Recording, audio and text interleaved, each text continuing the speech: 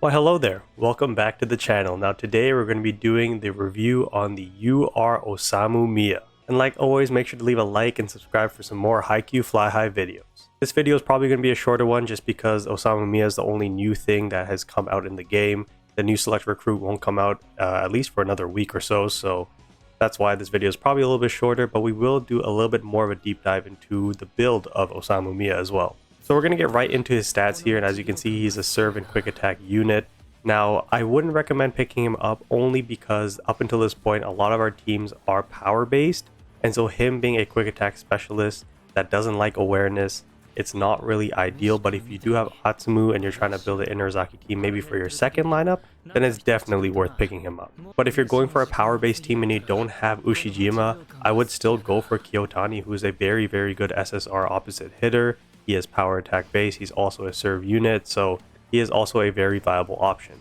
But at the end of the day, again, this is just a game. There's not going to be player versus player anytime soon. So if he's like one of your favorite characters, or you just like both the twins and you want to pick them up, then absolutely go right ahead. So his first ability is a passive ability. It's very interesting. So when the game starts, his awareness gets reduced to 0, and for every 1% of awareness reduced, his attack technique goes up by 1%. And then he has another ability, his suppressive serve ability. So what this does is he performs a serve with 120% of his serve stat, and if the receiving opponent is under the suppression debuff, he increases his attack technique by 10%, lasting for 8 net crossings, which is quite a lot. It's a very good ability, and the suppression debuff is what we're going to talk about next, with the ability that comes with you doing all of his trainings. And that one's going to be versatile pressure, and so it increases his attack technique by 10%.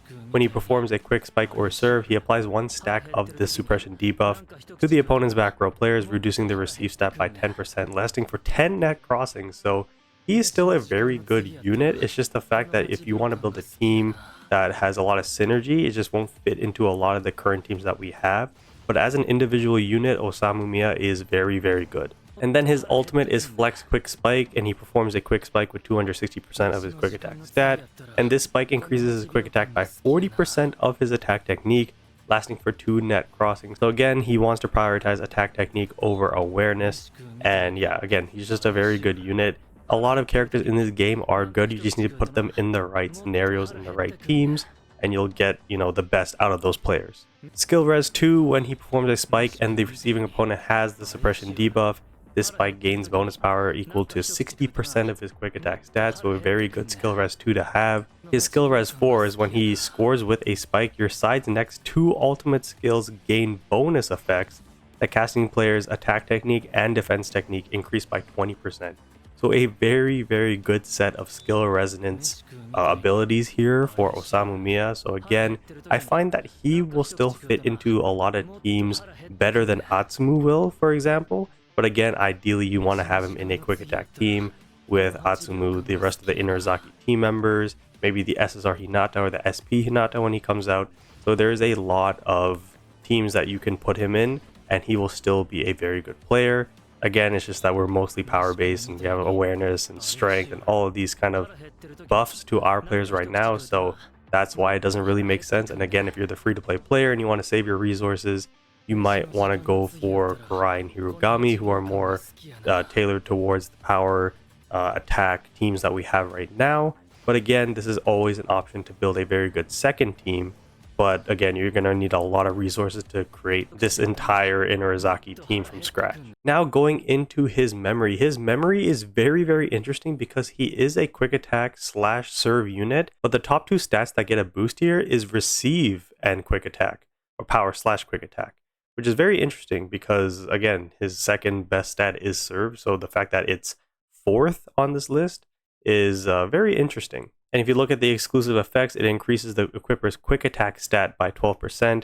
If the equipper's attack technique is greater than 40%, the spike's power increases by 24% of their quick attack stat. So again, this memory really only applies to Osamu Miya. So if you're trying to get this memory for your Ushijima because you missed out on him, or Kiyotani, it doesn't really make a ton of sense. Like, we're looking at receive and power / quick attack as our top 2 stats, so this could apply to somebody like maybe Daichi and maybe Konoha. But the problem with that is that the exclusive effect, like quick attack stat, is not going to do much for those power hitters, because every opposite hitter in the game is a power hitter except for Osamu Miya.